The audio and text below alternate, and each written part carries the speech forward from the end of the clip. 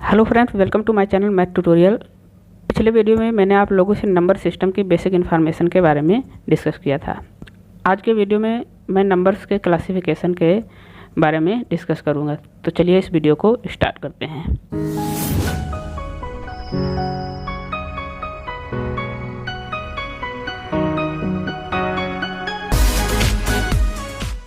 Classification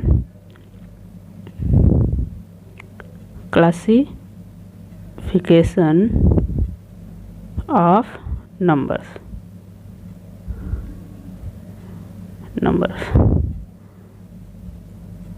numbers को basically 3 category में divide किया गया है। फर्स्ट है रियल नंबर। रियल नंबर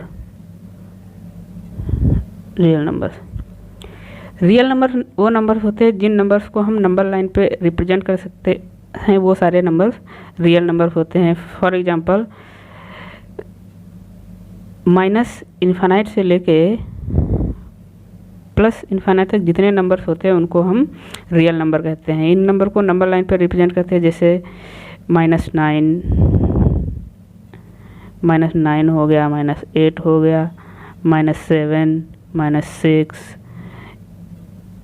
-5, -4, -3, -2, -1, 0, 1, 2, 3, इसी तरीके से। तो रियल नंबर वो नंबर होते हैं that's can be represented on number line. जिन नंबर्स को हम नंबर लाइन में रिप्रेजेंट कर सकते हैं वो सारे नंबर्स रियल नंबर्स होते हैं। सेकंड नंबर आता है इसमें इमेजिनरी नंबर। इमेजिनरी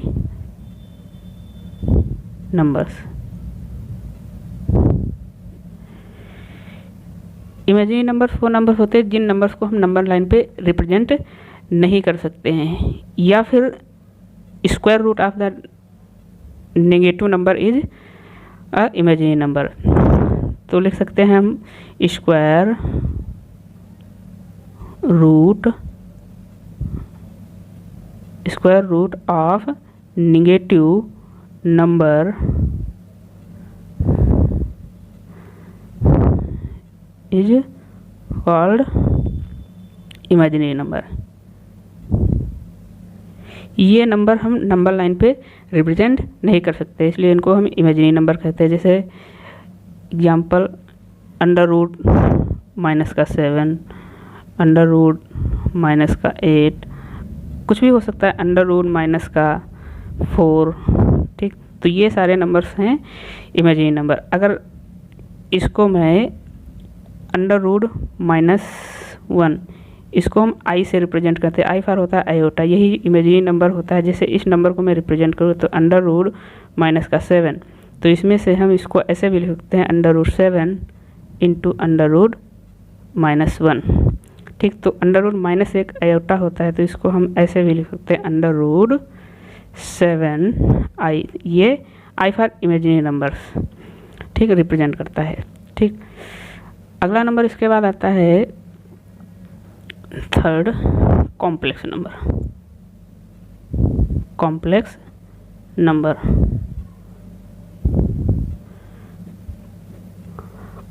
नंबर वो नंबर होते हैं जो रियल और प्लस इमेजिनरी दोनों को मिला के बनते हैं, इसलिए इनको हम हिंदी में इसका नाम होता है सम्मिश्र संख्याएं। ठीक, जो रियल और इमेजिनरी से मिलकर बनी हो, जैसे a ±ib, तो इसमें a क्या है, रियल पार्ट है, ठीक, और ib क्या है, एक इमेजिनरी पार्ट है। ठीक, इसके एग्जाम्पल बहुत सारे हो सकते हैं, जैसे मैं लिखा हूँ 3 ± 2i, ये क्या है, एक कॉम्प्लेक्स नंबर। इसमें रियल पार्ट भी है और इमेजिनरी पार्ट, इसलिए इसको हम कॉम्प्लेक्स नंबर कहते हैं। ठीक, अब मैं रियल नंबर को डिटेल में स्टडी करेंगे। ठीक,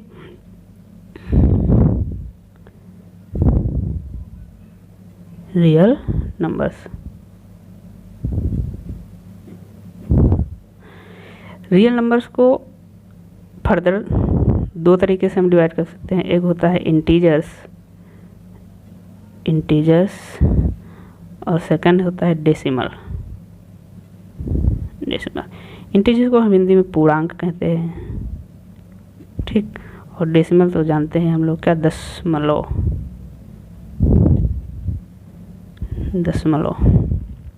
ठीक। तो मैं सबसे पहले डेसिमल के बारे में बात करते हैं, इसके बाद इंटीजर्स के बारे में बात करेंगे।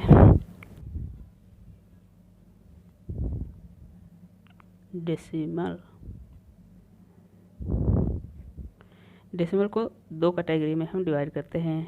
नंबर वन होता है टर्मिनेटिंग डेसिमल। सेकंड होता है नॉन टर्मिनेटिंग डेसिमल।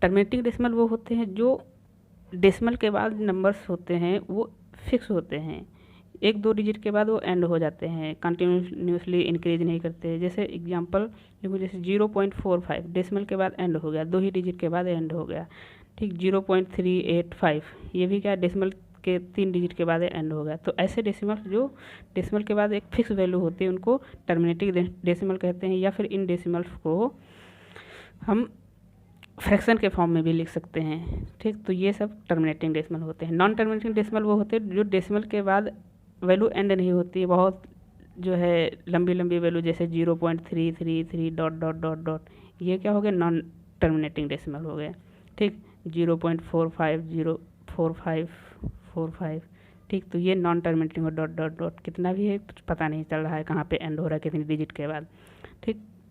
और इसमें 0.365892134 डॉट डॉट ऐसे बहुत सारे होते, इसलिए हम नॉन टर्मिनेटिंग डेसिमल को दो कैटेगरी में फर्दर डिवाइड करते हैं। नॉन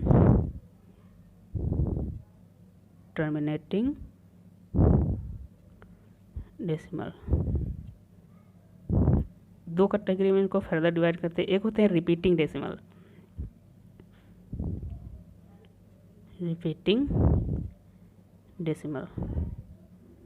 सेकंड वन होते हैं नॉन रिपीटिंग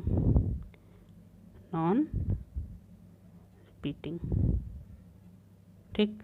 रिपीटिंग डेसिमल वो होते हैं जिनकी वैल्यू रिपीट करती रहती है, डेसिमल के बाद डिजिट्स रिपीट करती है। एग्जाम्पल जैसे मैं लिखूँ 1 0.3333 सारी वैल्यू रिपीट कर रहे हैं, 0.6666 वैल्यू रिपीट कर रहे हैं, 0.45 डॉट डॉट डॉट, 0.371 ये एक फिक्स पैटर्न भी बना रही है और वैल्यू क्या कर रही हैं, रिपीट कर रही हैं फिक्स पैटर्न से, ठीक। नॉन रिपीटिंग जो डेसिमल के बाद डिजिट्स रिपीट ना करें, जैसे 3 4 5 8 9 2 1 4 5 डॉट डॉट, ये क्या है, देखो कोई इसमें पैटर्न भी नहीं बन रहा है, इसलिए इनको हम नॉन रिपीटिंग कहते हैं। यहाँ पे एक पैटर्न बन रहा है, ठीक। इसलिए इसको मैं फ्रैक्शन के फॉर्म में भी लिख सकता हूँ, जैसे 0.3 का